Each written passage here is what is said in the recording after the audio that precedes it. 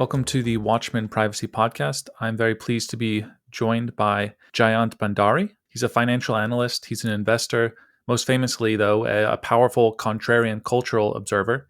He's traveled to around 100 countries, lived in many, explored their dark underbellies, and has some insightful thoughts on the state of the world, particularly the third world.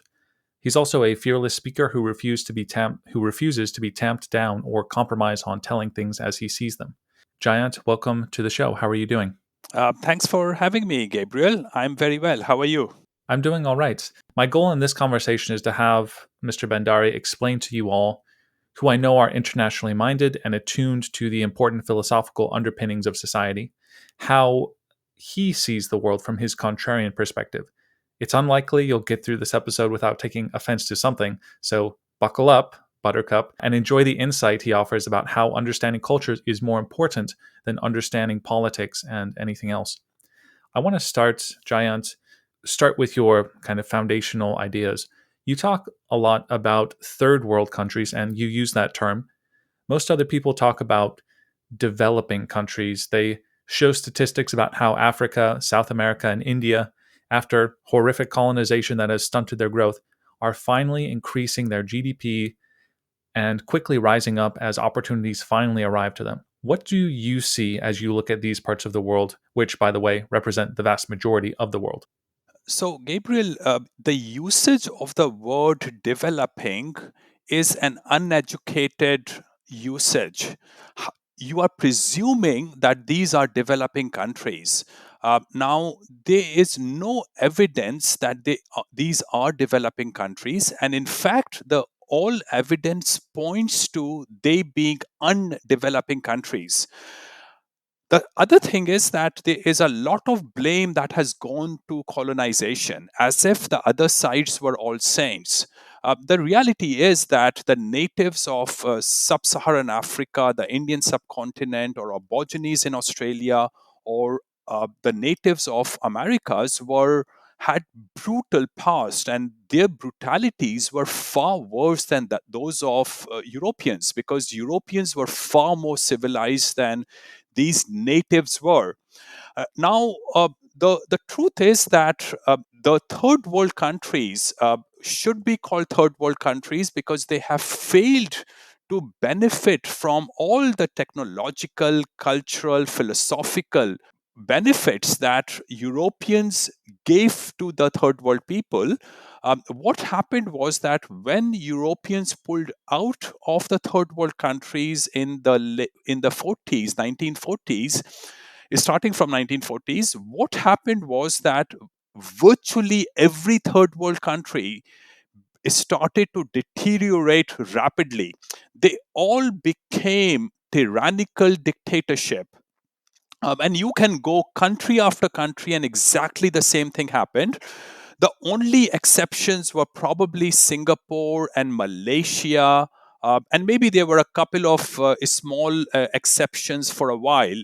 But the only country that emerged out of that third world situation of continual degradation after the Europeans left were, I think, Malaysia and Singapore. And I can't think of any other country.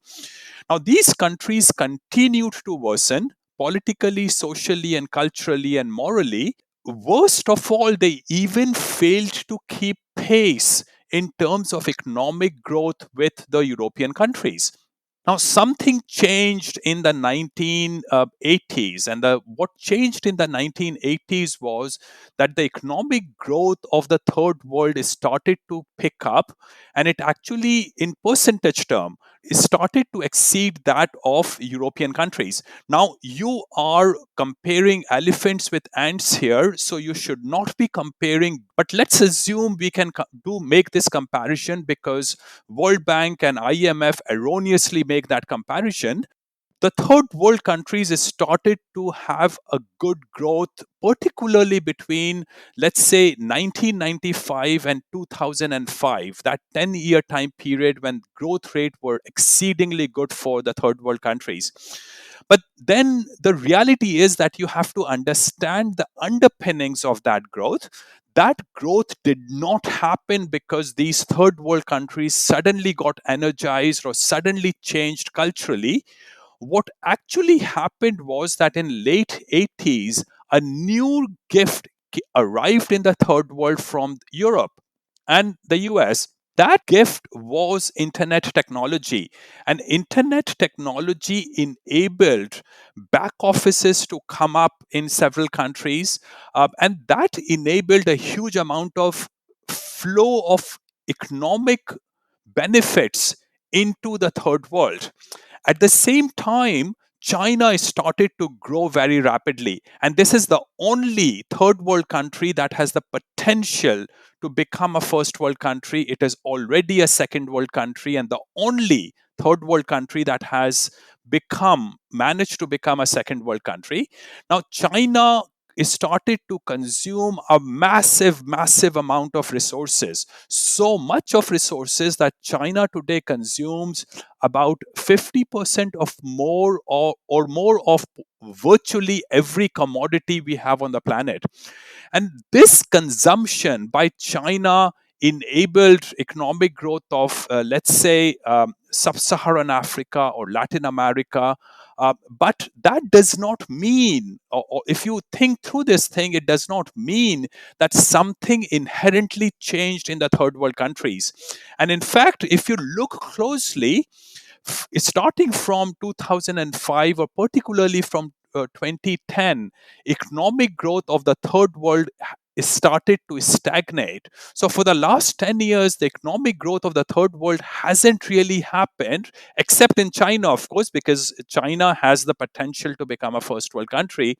But we have decided to completely ignore those issues. So this is where I come from. That is why I call these countries third world countries, because culturally, socially, and politically, they are third world countries, and they are regressing to their pre-European medieval past. That is a very complete answer. What I love and what I've had to reckon with in my own thinking, Jayant, listening to you so much, is that for a lot of, let's say, whether somebody's a libertarian or an anarchist or a Marxist, they have this idea that economics is kind of most fundamental. And if you tweak this, if you remove this institution, then you'll have a more perfect world. But it's important to realize that economics might be very insignificant compared to, as you say, the underlying culture of the people who are running that economy, cultures that have developed for thousands of years. I think that's a really important theme for people to grasp as we go along in this discussion. You've talked about, you said some very radical things about the third world. You have this phrase, the West and the rest, basically with some exceptions, maybe for China or Japan, perhaps. And you say, for example, that the concept of reason is conspicuous by its absence in some of these places. And I know you have in mind particularly India, which is where you're from. You've said that places like India, it's a no trust society. You can't even trust your family. You talk about that, how there's no moral consciousness. And you also said this incredible thing where you never knew that people should speak the truth for the sake of speaking the truth before you arrived in the UK years ago. And as I listen to some of this stuff, I'm thinking surely some of this must be exaggeration. Do you really think that these people in third world countries process the world entirely differently? Absolutely, Gabriel. And I am not using my words flippantly when I say that these people have no moral values, or when I say it's a no trust society. Indeed, I'm using these words in absolute sense, and I do mean it. I am 55 years old, Gabriel, and I can probably trust about five Indians I have ever known in India.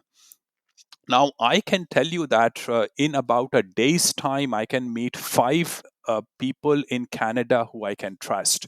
So, that is the kind of difference in cultural values that exist between the Western societies. Even today, despite all the degradation that has happened in the Western society, that is the kind of difference that exists between India and Canada. Now, I do a lot of business in America, Canada, and Europe, and there are many people I have never met face to face. We get into verbal contracts on the phone, we do our job, and I get my money, or I pay them the money that I owe them. Now, there is sometimes an argument about 5 or 10% of what is owed, but at a fundamental level, there is an agreement that money is owed by one person to another person, and the contract always gets delivered. I have never had a problem where my money did not come over the last 30 years that I have been doing business in Europe and North America.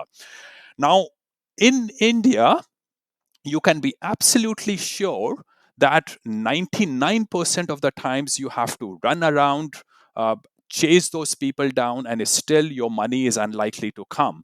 Now, even if I give a loan to someone to help someone out, when he returns the money back to me, he is showing to he's going to expect gratitude from me, which is very ironical. Instead of saying thank you to me for me lending him money to help him out, he is going to expect gratitude from me for returning my money. So that's how immoral these societies are.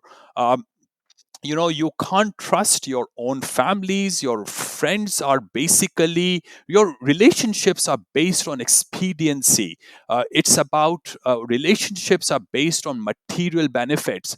Now, the perception provided by the international media is that the family structure in the third world is very good, and these are the people who have values and they are happy despite their poverty.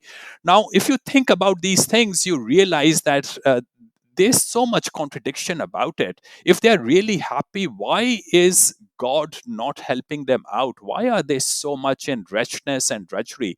And then you look at how stressed these people are, and you realize that you don't even have to look at the data, you only have to look at their faces. The people of the third world are extremely stressed. I was, you can go to even the Latin American countries, which are known for happy go lucky cultures. But even Latin America is a sad place, basically, because when you don't have solid moral values, you really have no guarantee of what is coming next in your life. There's no trust in anyone, and you are stressed all the time. And that is what the third world is all about.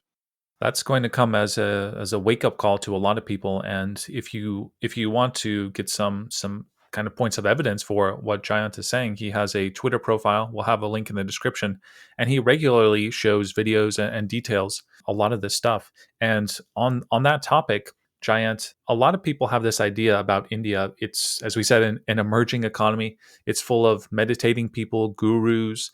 There's a spiritual existence that we in the materialistic West cannot comprehend. Could you paint a picture of some of maybe the depravity that you have witnessed in India? So, Gabriel, I'm currently sitting in India.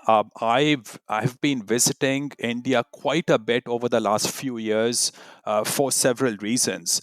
Now, this whole thing about meditation and the spirituality of India was actually a discovery by Europeans, by the British primarily. It was the British who discovered the ancient texts of India. From what I understand, what they wanted to do was to ignite moral growth among Indians using the Indian texts, because they probably thought that that would be an organic approach to help Indians out. Now, missionaries and Europeans were devastated when they arrived in these countries, because they realized that there was no concept of values in these societies. These were hedonistic, pagan, chaotic places where people had no concept of honor.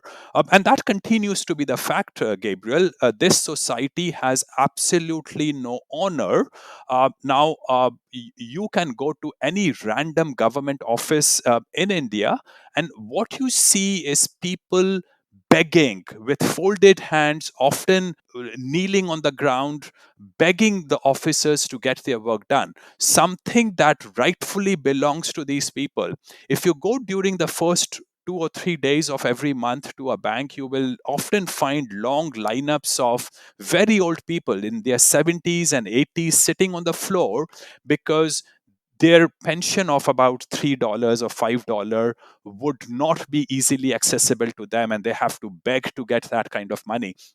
So this society has actually absolutely no honor. And as I said, in mathematical terms, over the last 55 years of my existence, I have probably met about 5 people or 10 people who have honorable conduct. So, spirituality and meditation is actually missing from this society, quite contradictory to what the public perception is all about. Now, what you think is a spirituality is actually a product of what started happening in 1960s when Beatles started coming to India. Then Madonna came, and then Maharishi, who were the guru of Beatles, became very popular. So all this so-called spirituality of India that came to be seen was a product of celebrities promoting India as a place of spirituality. And what was that spirituality was all about? It was about smoking hashish and marijuana. It was just having a good time.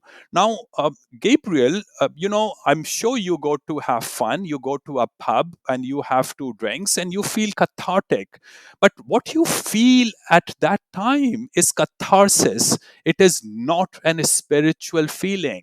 Now, the feelings might be similar, but they are for a completely different reason. Catharsis is not a spirituality. India can offer catharsis to a white person who arrives with US dollar in his pocket, but India does not offer that to Indians. Now, yes, there are a lot of gurus, there are a lot of movements, a lot of cults in this country. But do you know what these are all about? They are all about escapism. Because remember, irrational people have no moral, cultural, or mental anchors. They are adrift mentally. They don't really have any concept of right and wrong, and their understanding of right and wrong changes depending on their feelings. So, for the same thing that they hate today, they might love tomorrow just because their underpinning feelings have changed. They don't have to be reasoned about it. So these people are adrift mentally, and because they are adrift mentally, they are extremely stressed. They face this constant, non-stop existential crisis, and as a result, they need this. They desperately need a vehicle for escapism. And the so-called spiritual movements of this country are nothing like, no different from a pub actually in many ways, except that alcohol is probably not used, but they are a vehicle for escapism, escaping the constant drudgery and wretchedness that they face. And again, the way to understand that is to look at the faces of Indians. They look sad. They are among the most stressed people on the planet.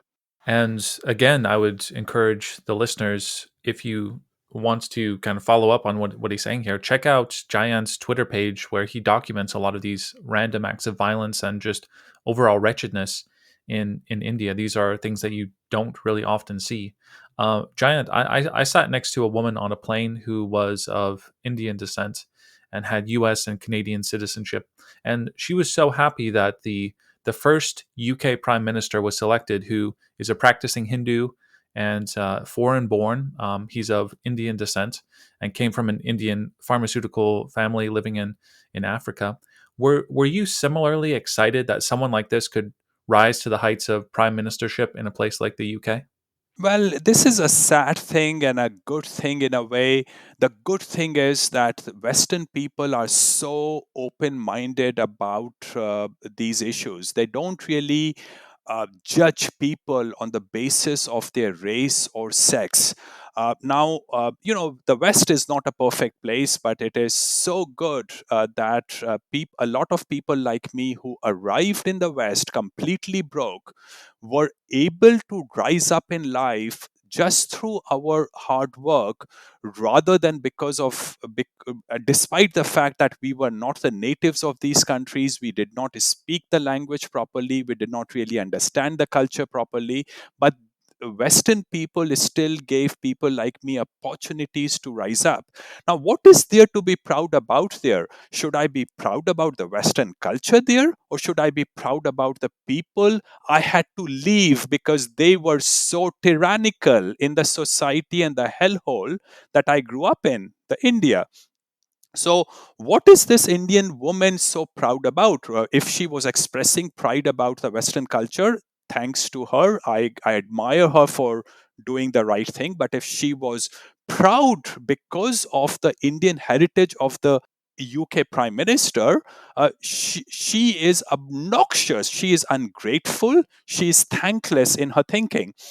Now, this but herein also lies a problem with Western people. They have forgotten that people and cultures are different and you cannot change people overnight. They should have never given citizenship to new immigrants for at least 3 or 4 generations, because they should have retained in their memory what colonizers had learned during their time in the third world. And what they had learned was that it is virtually impossible to change people, even over several generations. Now, what is so great about India here, Gabriel? This woman had to leave India, and she left India because the ecology that Indians create in India is so oppressive. Now, why do I want to create the same ecology in the Western society? In fact, Gabriel, I walk my talk. I dislike going to Indian ghettos in, let's say, Vancouver or in London. Uh, Now, of course, I have spent time there in those ghettos just because those were among the cheapest places in those countries. But the fact remains that those places become little Indias. They become chaotic, they become dirty, they look ugly. The architecture, even if the original houses looked nice, somehow wild the garden just gets dirty, the garbage is outside, and no one really maintains the places properly. Parking is badly managed. So those ghettos just become little Indias. So do I want too many Indians coming to the West where I live? My answer is no. Fair enough. And, we also have many Indian CEOs in major Western companies, Indians at the top of Google, until recently on Twitter, OnlyFans, Microsoft, Adobe, Vimeo, VMware, IBM, Micro, all of these places have Indian or Indian heritage CEOs. You've said that, as you said, many Indians living abroad bring a lot of their culture with them. Can you see that particular dynamic at work in, let's say, some of these companies' policies or behaviors? Well, this is one of the worst thing that has happened to the US today. And I am thankful to Elon Musk for getting rid of Pankaj Agrawal and that racist woman who was in charge of the legal affairs, Godse or whatever her name is. These Indians were selected to those positions because they are regular bureaucrats and who were in a position to command so many other Indians working in those companies. The biggest risk was that these people culturally don't understand the concept of of freedom of speech, despite the fact that the legal woman of Twitter actually grew up in the US. But I watched an interview of hers talking about how KKK was harassing her dad and how the place that America was so racist, which is actually not entirely true. I mean, I have, it's not that I have never seen racism in the West, but compare, you always compare things. There's nothing perfect and nothing completely bad in the world. Everything exists in the gray area, and America is clearly among by far the least racist place and least sexist place on the planet. So this woman, the Indian woman who ran Twitter, had no comprehension of comparison or reality. And these people then inflict their Indian cultural values on the communication structure of the Western society. And that was horrible and devastating for the Western society. So I'm very thankful that Elon Musk took over Twitter and is hopefully going to relax Twitter's policies. Although I'm not sure if he's going to achieve that, because he operates in the real world today, and the Western world has become extremely politically correct, and as a result, he may have to restrict freedom of speech again. But I'm thankful they are gone, and and this is a very sad thing that these CEOs of Indian origin are now dominating some of the bigger companies in the US. Well, and again, it's very interesting having this new frame lens through which to view things, which is that someone's culture, regardless of you see somebody in front of you, they're always going to be polite most of the time. They're going to seem like most any other person, but these deep cultural values that people have stick with them and can influence what they're doing, who they're voting for, etc. It's just a new lens through which to view things. Giant, as we kind of move to a question explicitly relevant to this privacy podcast, I'm working on a course to help people avoid online scams. That's a big part of privacy, obviously. And these days, there's $10 trillion of cybercrime per year, and a good portion of that comes from scamming, right? Who simply call or email people, especially Americans, and they get them to wire money to fake bank accounts.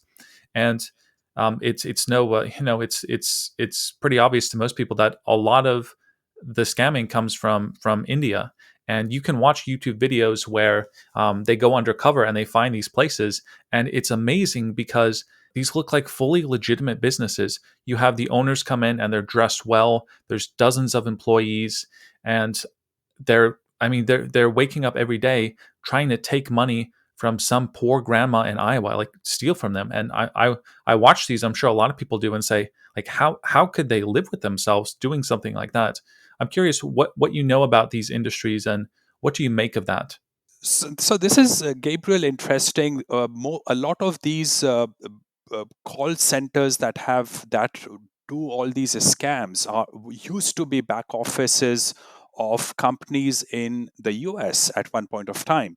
India lost that business because Indians proved to be so unreliable that the back offices started moving from India to Philippines, and a lot of those have actually moved back to North America.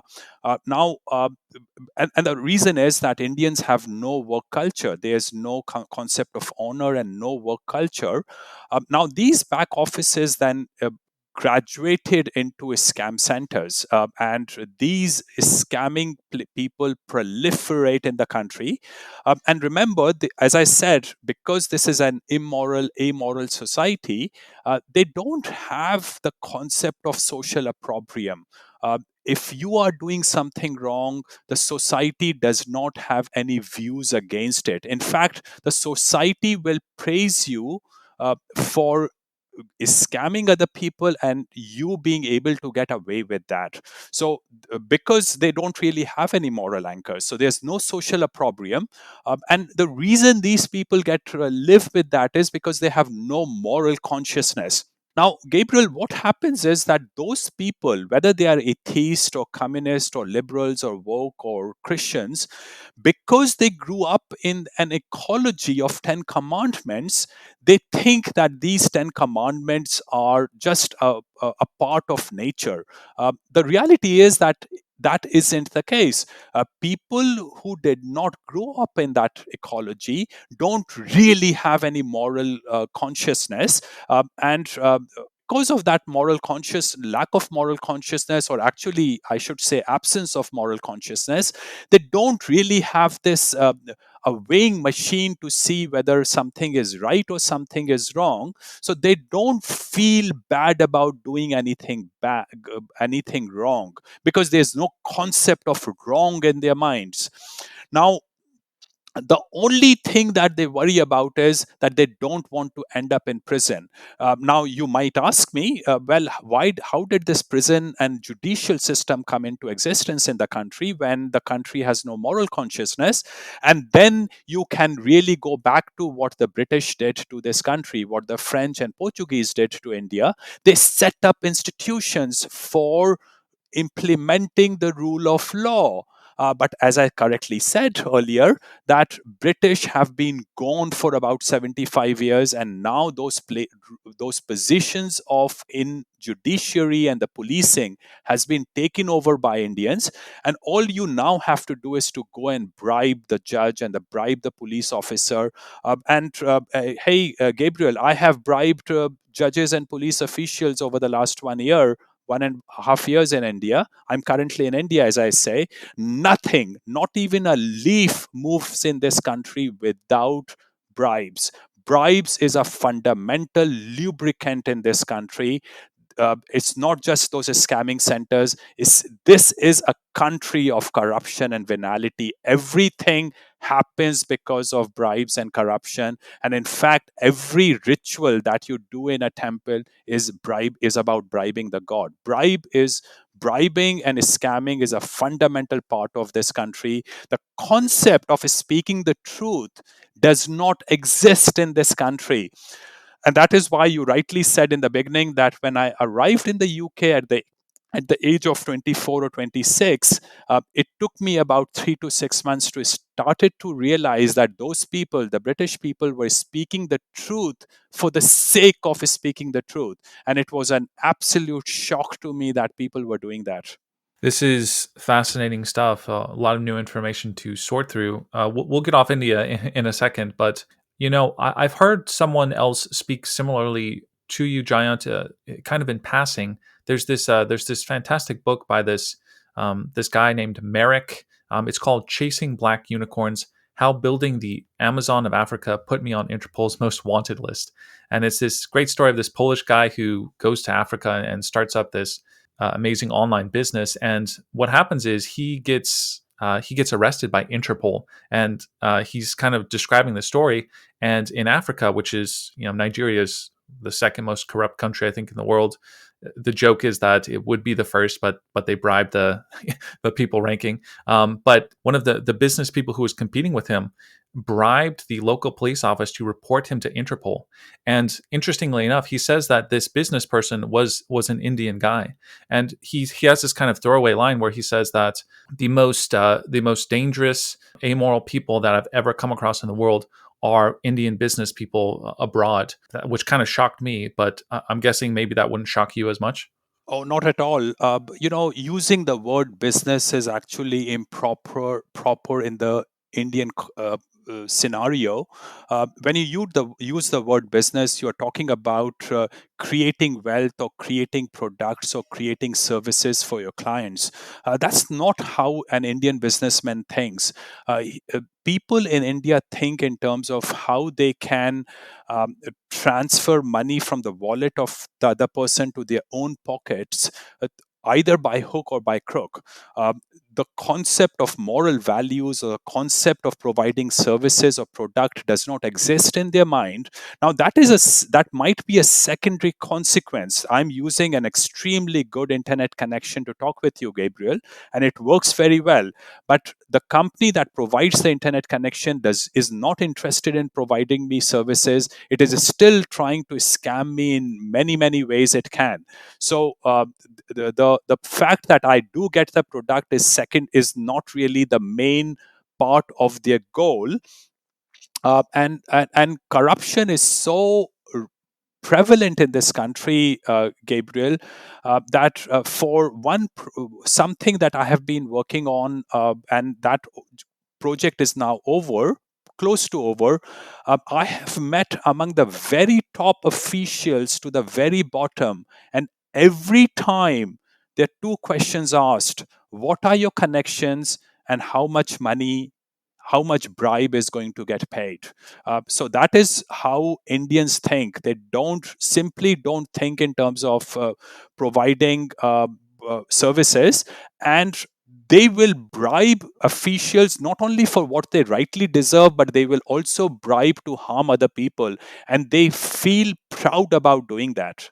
I wanted to have a big follow up or a big build up on this question. It's something that I'm very interested to hear what you have to say, and something that really frustrates me. And that is that there's obviously a lot of bad things that happen in the world, but there's a serious lack of accountability in proportioning the crimes or the bad things happening throughout the world. And so you've described how in third world countries you have things where rape is not considered a crime, where in some places, cannibalism still exists. We know that there are statistically more slaves today than any point in human history, many in India and Africa, more slaves than any point in human history today. We have the incredibly disturbing caste system in India, where you have certain groups of people who can't even walk in the shadow of people above them. In Europe, there are immigrant groups who have raped and murdered and have child sex rings in places like the UK. But these are almost never reported on because it's considered racist. There's a fantastic book called The Origin of War and Child Abuse, which kind of spells out some of the basic facts of how terrible parents are in Pacific Island countries and among the Native Americans, and the list goes on. It's horrific. And we know that Arabs treated their slaves during the slave trade so badly that if you were a slave, you wanted to be sent to North America. They would regularly castrate them if they were lucky to arrive alive. And yet, Jayant, nearly all of the criticism, maybe 95% of the criticism in the world, seems to be directed at the West, right? Being gay is punishable by death in something like 10 Muslim countries today. But Al Jazeera talks about how horrific the West is to the LGBT community. China, the communist regime, which still exists, that killed 60 million people in the past, has the audacity to talk about America's policing problems. North Korea, who's killed a huge part of their population, has said similar things about the US. And my question is, have you noticed this lack of, let's say, proportion in pointing out injustices in the world? I noticed that, for example, these countries we mentioned, they never apologize, while the West apologizes endlessly. And that seems to be an underrated and huge problem, the apologizing. Would you agree with that? Oh, yeah, yes, Gabriel. I can be sitting on a plane next to a conservative or a libertarian or a lefty or even a woke in the US, and I can complain about, I can say bad things about America, and virtually every time that person will give me a patient hearing. Now, I find these woke people and liberal people repulsive, but even they are sensible enough to give me a patient hearing, because they the culture of the West, particularly that of America, is of looking at your own problems, and they very happily accept their own problems, and they happily often exaggerate the problems that they have. Now, what happens with people outside the Western society, particularly with people of the third world countries, is that they never ever accept that they do anything wrong. But again, it goes back to the fact that they have no moral consciousness. And because they have no moral consciousness, they don't accept that they do anything wrong. And because they see these Western people accepting that these Western people did something wrong, they think that it must be factually correct, because I mean, why else would you accept that you did anything wrong? So there is a massive problem with proportion and how you weigh these things. America does a small thing wrong, and it is the only thing that is seen as wrong, whereas the third world countries, uh, they rape, they kill, they molest their children. They I don't know, 1 out of 20 females are missing in India, for example, or maybe 1 out of 10 females are missing in India. But those things are not even seen as wrong because they are never highlighted, they are never accepted as having been mistakes by these kind of people. So, yes, there's a massive problem with how people look at these issues. Yeah, and that's particularly aggravating, especially to me who knows something about history and other cultures and how small-minded, let's say, woke people are in the West to just focus on their own countries when there's so much happening elsewhere. And Gabriel, this problem has arrived in the US as well today. So today, the way the media portrays news, it shows as if black people, for example, are complete saints. They can do no wrong ever. where it is always the white males who do everything wrong. Now, crime statistics show an exact opposite picture, but this is actually just, sometimes I even tell Americans that when you great so nicely accept your problems, you are still being dishonest because you don't have a sense of proportion. You should, if you accept your mistakes, you should also be pointing mistakes of other people. Otherwise, you are actually dishonest. And just as a recent example, if, for example, you want to criticize the West or the U.S. or Christianity, you can be on a talk show that evening and celebrate it. Whereas somebody like Salman Rushdie, if he criticizes Islam, he's attacked and stabbed 15 times for writing the Satanic Verses, his novel, which was just an anyway.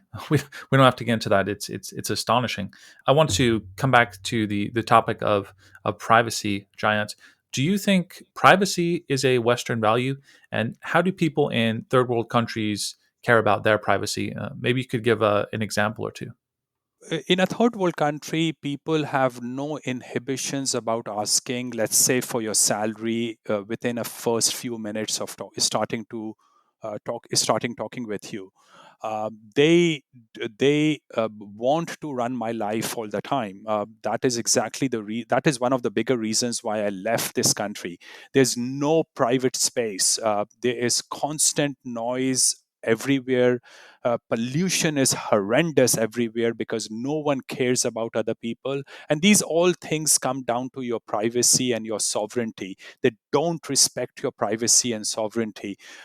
When you drive on the road, you don't really have your lane because people cut you absolutely non-stop. All you have to do is to Google India traffic and watch some videos to understand what I'm seeing. So there's no concept of privacy, sovereignty, and people constantly tell you how you should live your life. When my relatives come, I'm just too strong for them, but most people that I see interacting with each other constantly tell the other person how they should live their lives. So that is how this society is structured. But because this society is also so completely dysfunctional, and because they can't organize anything and they can't trust anyone, you can actually carve out a very free space for yourself, because governments don't work, bribes take care of every problem, and people can be subdued. So if I don't like being with them, I actually make sure that I put myself in a higher status than they are at. So I can actually protect myself very nicely in some of these third world countries. Absolutely. And so on the one hand, people will say, well, why are you advocating people internationalizing, considering places like Mexico and Uruguay and some of these places aren't those like aren't people from those countries leaving to come to your country? And that can be true, while at the same time, it can be also true that if you have money, or even if you don't, you just have a regular amount of money, you can go to these places and carve out a little area for yourself. Maybe it's a gated community, whatever it is, and you can live pretty well off. As you said, Giant, a lot of the governments in these places are either can be bribed or simply are dysfunctional, so they kind of stay out of your way. So that strategy is one of the most popular for people who are seeking freedom in the world. I'll ask you kind of a question pertaining to that in a moment. I wanted to ask a kind of a practical question. A lot of people listening are saying, I've never heard the things that he said before. I don't see any of this in the media. And I think that's because you are an avid traveler and you go to a lot of the places that people don't go. Whereas the economist might, go to India and stay in a lavish hotel in the city center somewhere. You're the kind of person who goes off the beaten path. And I wonder if you could kind of give us some advice on how to get an accurate view of a place. What are some steps that you can take to make sure you're getting the non-tourist view of a city or country? So, Gabriel, imagine a scenario that there's a boardroom of the World Bank, and if there's one person out of those people who wants to speak out the truth about the third world countries, what would happen? The moment he will have finished his first sentence, he will have been fired, because political correctness in the West today does not allow open speech about the third world countries, about colored people, about women, about LGBTQ plus people, anything. No, and I have nothing against any of them. But if you say anything that might come across as degrading, you are thrown out of that boardroom. So all conversation in the boardrooms today are politically correct conversations. So there's no way you can get good information from the international media or the international organizations today because they are politically correct people. They are a cesspool of political correctness. Now, the only option for you is really to go out to these countries and try to understand them without any prejudgment, because you will have been indoctrinated into thinking a certain way about these countries. If you think that India is a spiritual place, and if you arrive in India, the only thing you will see is the spirituality of this country. You will be very glad that these wretched, hungry, diseased people are actually happy. So you have to come to these countries with unconditioned mind and actually live and work here to really understand it. And that is exactly why, Gabriel, I have lived in many countries, and I actually spend extended time in many countries that I go to, because that is the only way you can slowly absorb the subliminal aspect of their cultures and societies. You cannot, otherwise you are just going to a shop and a restaurant and talking superficial, nice things with other people, and then you come back home saying how good and friendly those people are. But you have to really work and live with those people for an extended period of time to really understand what is actually happening. And that is my approach to understanding cultures. And just to reaffirm what you've said, a lot of my best trips to places have not been going there and looking up the what TripAdvisor top places to go, but to actually go to a place, commit to stay there for more than a week, maybe 2 or 3 weeks, and just go off the beaten path. Just walk around. Don't go to the recommended places, and just kind of listen to people and try to act as if you were living there, and take that approach. So, on the topic of people who are trying to internationalize, trying to carve out some freedom or space in the world, I've mentioned on this podcast and in my work places like Mexico, Uruguay, southern Brazil, Panama, and I wonder if you, especially given your assessment of these places in the upcoming years, would places like these be unwise to commit to live for, let's say, the next decade? Well, I think so, Gabriel. I would want to be very flexible about these things. I have actually spent a lot of my time over the last few years in Latin America. I just spent a month each in Chile and Argentina, and actually also in Mexico. I spend a lot of time in Latin America and absolutely love being there. There are minimal social rules, and everything is cheap, use with my US dollars.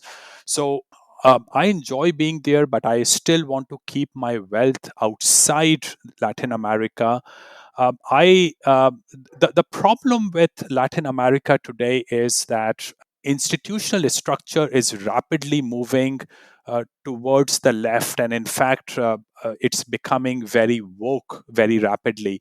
And the reason is that historically, America used to restrain Latin America from becoming too leftist. That restraint is now gone. In fact, America would actually assist them in going woke. I really divide my life into several parts. My money can be in a different country. I can be a resident of a different country. I can hold a passport of a different country, and I could actually be physically living in a different country. So you can do all these things in today's technology and benefit from all these things. I As I said, enjoy being in Latin America, but I don't want to commit myself over a long period of time to those countries.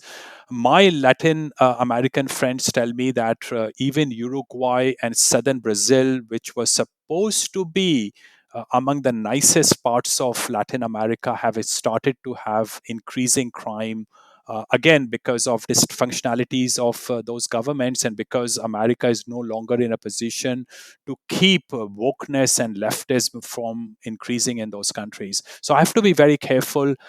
From a purely civilizational point of view, I absolutely love countries like Japan and South Korea and Taiwan and Singapore, because those societies are actually very functional, and they have, in my view, the longest life ahead of them as civilizations.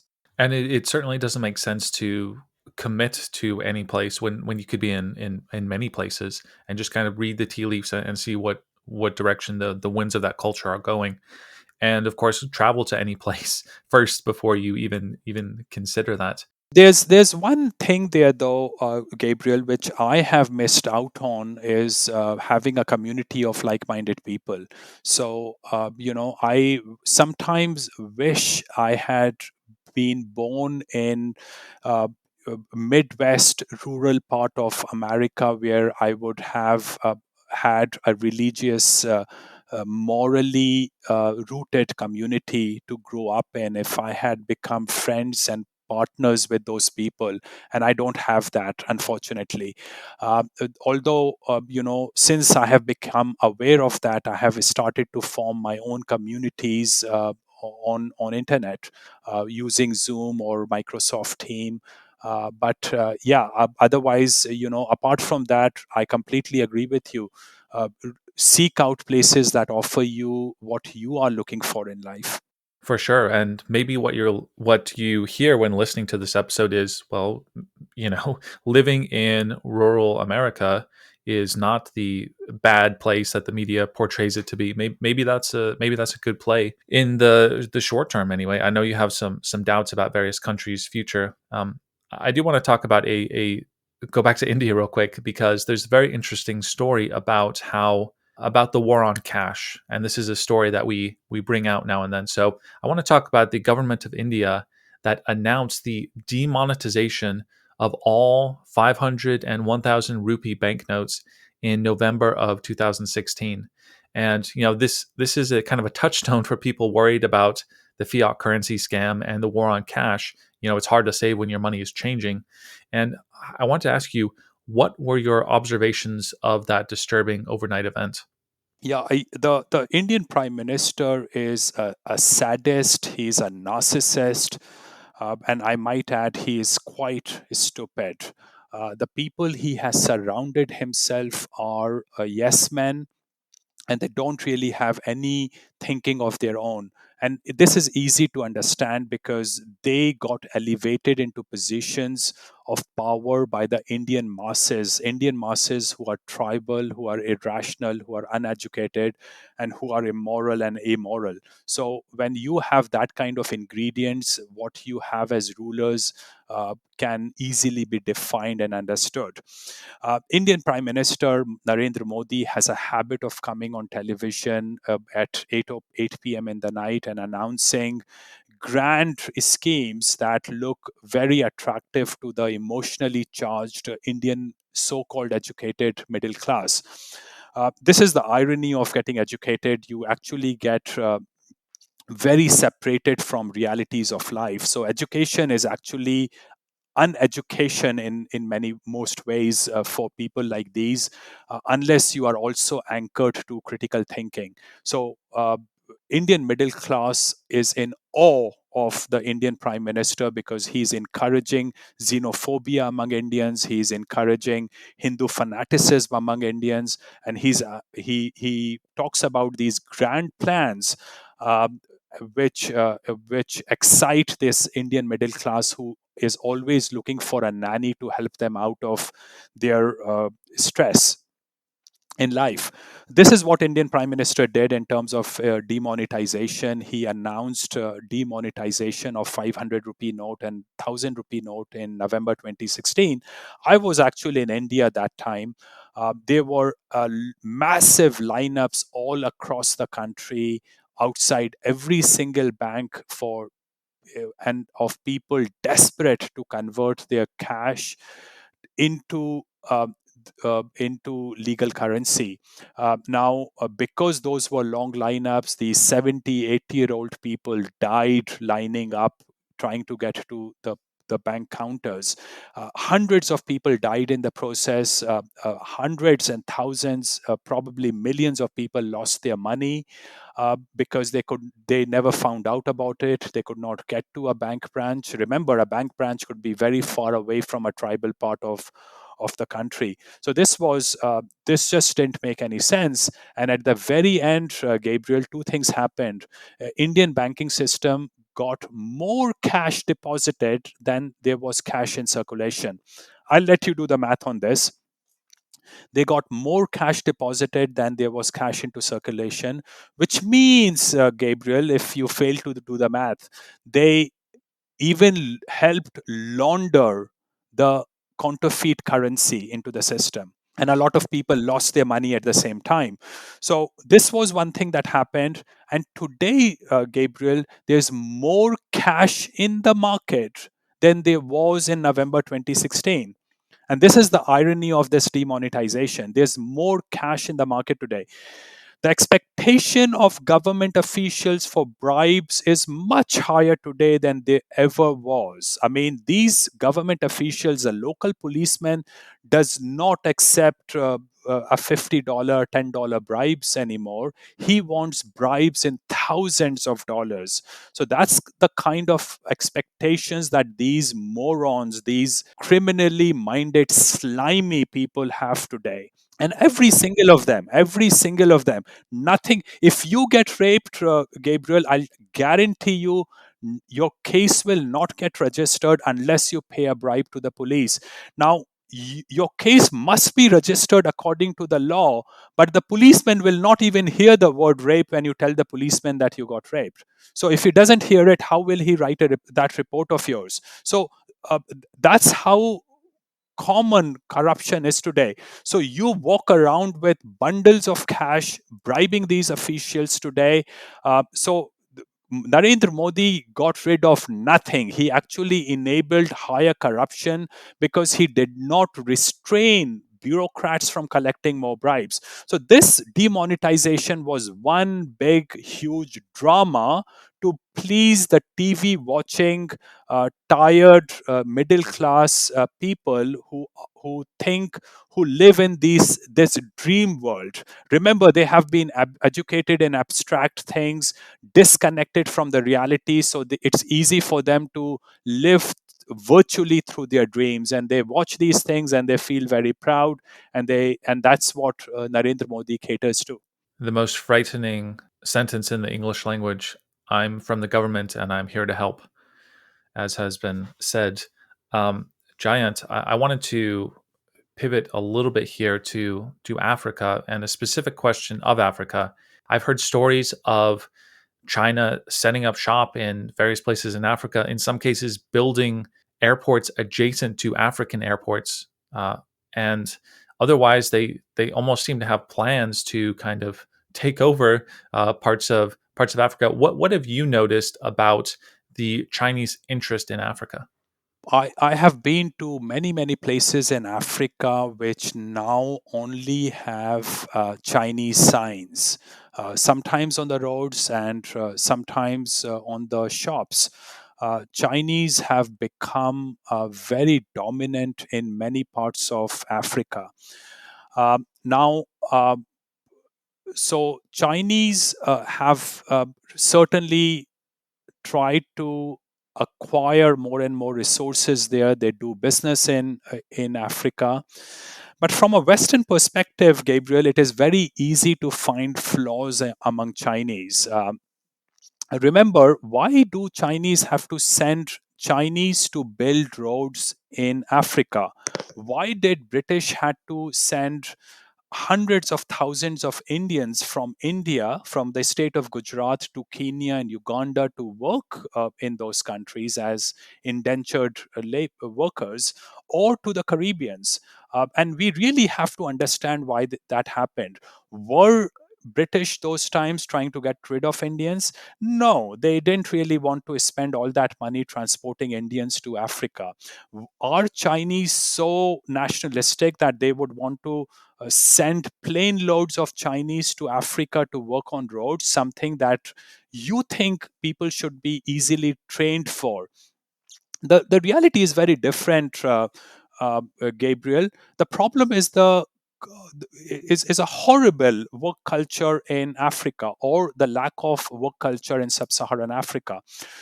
They so bad is the culture that Chinese have to bring in Chinese to work on roads. Yes, a lot of shops today in Africa are run by Chinese, and in the past they were run by Indians, and it's still a lot. Indians run a lot of shops and businesses in Africa. Now, these are thoroughly corrupt people, but at the same time, look at sub-Saharan Africans. Why don't they manage to run businesses and small shops in sub-Saharan Africa? And the reason is that there is a complete lack of entrepreneurial and business culture in sub-Saharan Africa. They simply cannot make organizations. Now, Chinese are clearly very good in these things, and Chinese are overtaking things from Indians as well. And it is only a very small minority of Indians who are good, who are relatively good in doing business, and these are the people who moved to Africa. So that's how I see. That's how I proportion things. It is easy to blame Indians and it's easy to blame Chinese, but then sub-Saharan Africans have to self-reflect on why this is happening. And I suspect at some point, if more Chinese keep coming, the native Africans are not going to be very happy. That could turn into a little bit of a powder keg. I wanted to actually do a few rapid fire questions where I'm just going to ask you a question. You can, if you want, give me a one word answer or a brief explanation.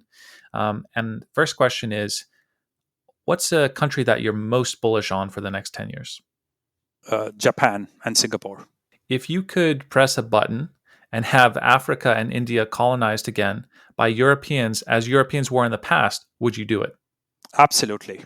If you had to trust someone in a foxhole from some country, you can't see the person, but you can only judge based on their country of origin. What country would you select for your partner in a foxhole? Japanese. Who are the most racist people in the world? Indians. What is the ideal immigration rate for a country to still be sustainable? Close to zero. And what's the country with the best food? Japan. I wanted to ask a question about your fearlessness in saying the things that you say. I've seen you go into financial conferences and talk about the third world, and say, of course, that they should be allow themselves to be recolonized. I've heard you even at your own seminar that you run, which will put links for capitalism and morality. You get some disgruntled questions from people who you invited to speak themselves because your speech was so provocative. I've heard you call woke people feral and suggest that ESG measures, environment, sustainability, governance, kind of woke measures in precious metals mining companies are despicable ideas from childish people and should be disbanded. And you go into each of these talks confident, measured, unfazed. There was one conference we were talking about where the moderator literally shut off your microphone, refused to let you speak. How are you able to speak so fearlessly about things that you believe in? Do you have any advice for people? Well, Gabriel, I have one advantage, and the advantage is my skin color. Because I'm a dark colored person, it is very hard for the woke people to blame me for being racist. Unfortunately, it's not necessarily just fearlessness. I actually am safe from many fronts. But I decided, Gabriel, that I wanted to speak the truth. And wanted to speak the truth because of a few people I have come across in life. One of them is Doug Casey. Doug Casey I know you are going to talk with at some point of time. He was my boss for a while when I arrived in Canada for the first time. Doug Casey speaks fearlessly about everything, and I admire him for what he talks about. And I have also come to realize that most of the education, virtually all education, happens when you don't sugarcoat anything. You speak the truth, and when whatever I have learned uh, in life, most of it came from people who I hated initially because they spoke without sugarcoating the truth. So I decided that I wanted to be speaking the truth for as long as I can. And so you do. Are you willing to talk about some of your experience with cancel culture? Maybe just put it on the public record, or show people what those who believe in shutting down people are actually doing. Yeah, cancel culture is slowly increasing all over the Western society.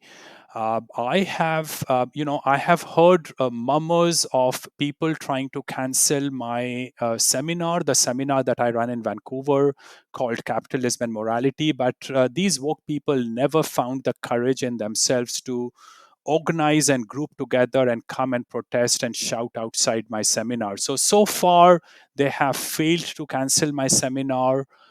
Um, the, uh, People within my sector, I am a financial analyst. There are some young people who have tried to cancel me. I was disinvited from a conference in Frankfurt 3 weeks back. I was already in Frankfurt for this conference, but they disinvited me. And they wrote to me that they were disinviting me because of my public views on certain things which trigger um, uh, certain people. So I was, that was that is where the cancel culture is today. Fortunately, I'm in a position where I their canceling me does not bother me at all. In fact, I double down on what I get even more confidence about my understanding of these woke people. The sorry thing, Gabriel, is that when I was cancelled from this conference, I would have expected a lot of speakers and companies to pull out. Not for me. It does not bother me that I got cancelled. What bothers me is that these people, these mostly white people, actually all of them are white, are going to suffer the most if this cancel culture continues to increase. And I see nothing is stopping this cancel culture.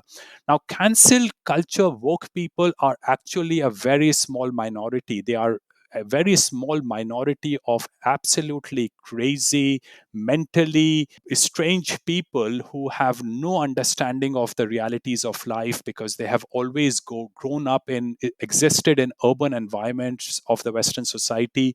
So they think that the predictability that they grew up around is what universe is all about.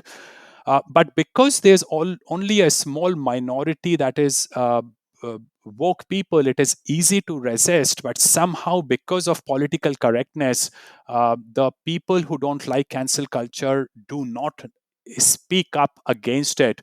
Duck Casey being one of the exceptions, though, but most people simply don't speak up.